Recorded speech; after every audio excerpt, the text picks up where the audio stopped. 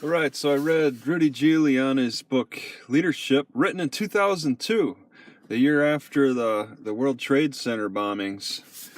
Very good book. I swear, Donald Trump probably read this book because a lot of the things that you see practicing in our White House right now seem to also be shadowed by what Rudy Giuliani talks about. Okay, things that he's done.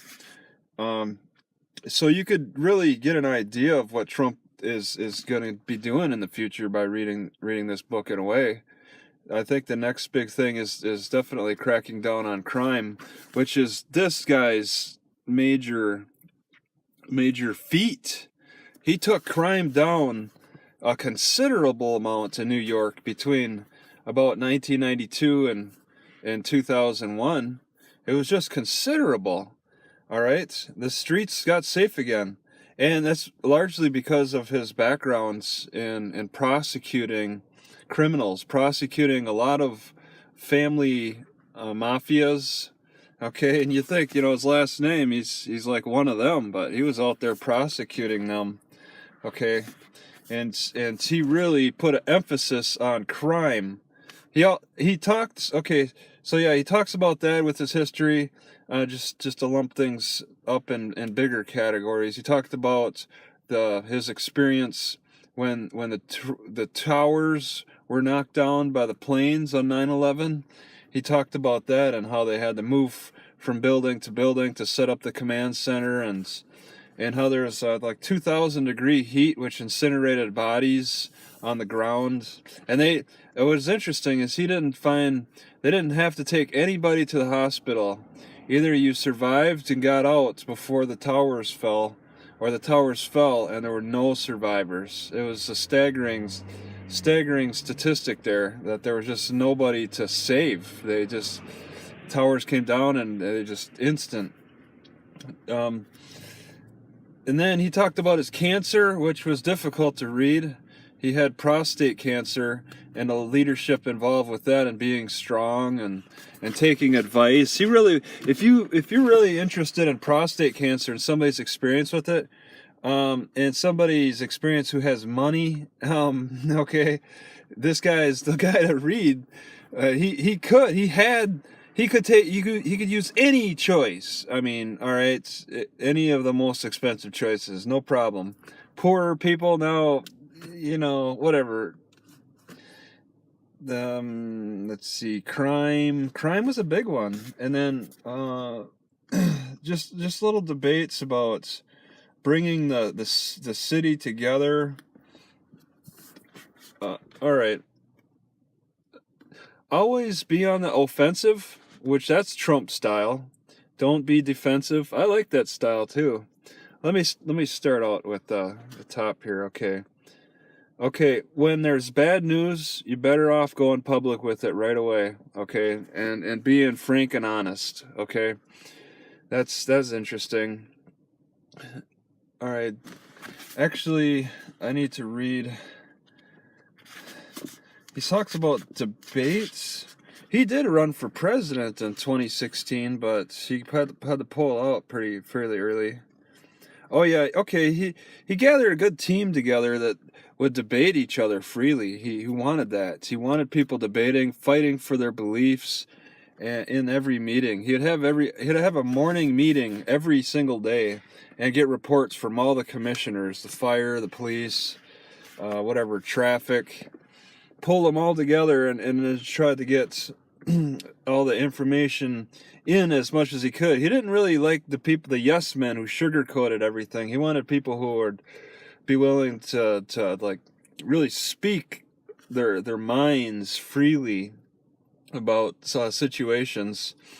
I found it interesting. His first year as mayor, he got rid of those squeegee men, and I seem to recall that it's like these hustlers would go and maybe just start cleaning your windshield, even if it's perfectly clean, and then start demanding money, and it got aggressive, and it put a bad light on New York, and Giuliani made sure to clean that all up. He cleaned the squeegee cleaners. So it was like he said, he arrested 150 people for that. Okay, he brought the municipalities together, I believe.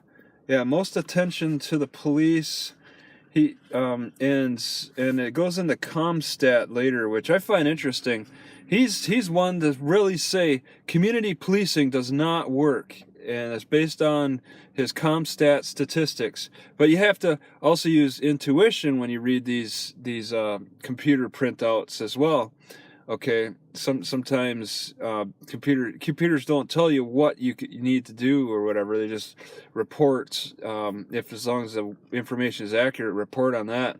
And some of the reasons why he said that community policing doesn't work is that possibly the criminals will see the cops out on the street walking around, and if the cop gets into a routine of passing by a certain place at a certain time, the criminals can time that. And also, it's an advantage to just see the cops on the street. That way, you know where they're at. So you could like have your criminal network informing where the cop is at, so that you can get away with your crime. Okay, that's community policing. That's a failure in New York. I don't know how it would work in smaller towns, but it's definitely not something that works very good in the big city. Okay, this. When you disclose information to the public that can build trust with them, okay. Oh, why did I write that name? So I got all this information I need to look at with page numbers. It's not even really readable. And now I got to go to 97. Ambrio Rigadosia. Even though I've read this book fairly fast. He recommended, it's a painting I wanted to look at. Ambrosio Lorenzetti in the 1330s, Effects of Bad Government on City Life. And it's a painting. I wanted to check that out. I haven't done that yet. Politicians, it's hard to trust politicians. They tend to, if they stay in the business for too long, they become spin artists. Like once again, Trump, he came in from a business background. He's not as spinny as full-time politicians, people who've done it all their lives, and that gives you a better perspective on how things work. He recommended, he read a book called Reinventing Government by David Osborne, and that helped him and helped Giuliani improve on his work.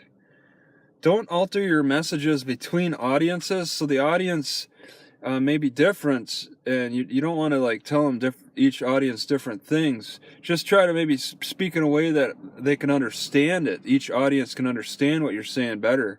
But if you start telling different messages, it doesn't look very honest. Do a good job when people are mad. Okay, so that's when he was a prosecutor. He'd anger people. You're gonna anger people. There's a winner and there's a loser, and you're gonna anger people as a prosecutor. But that's not the case for politics. You want to get people to like you because it's a popularity contest.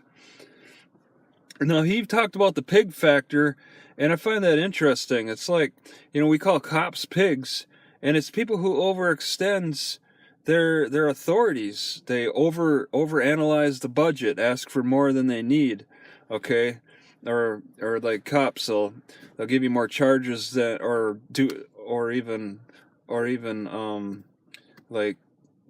charges or like things to tell you what to do. Orders. They tell you more orders than you need to do. CEO to candidate. Why did I write that?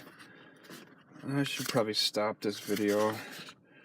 Back then and later as mayor, I was the CEO. As a candidate, I was the front guy. Yeah, CEOs stand behind the company.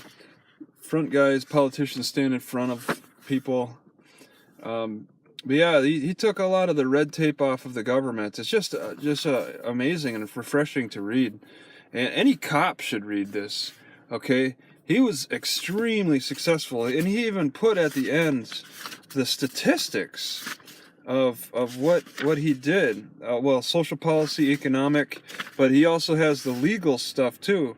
Public safety, all right? 93% reduction in inmate-to-inmate violence, for example.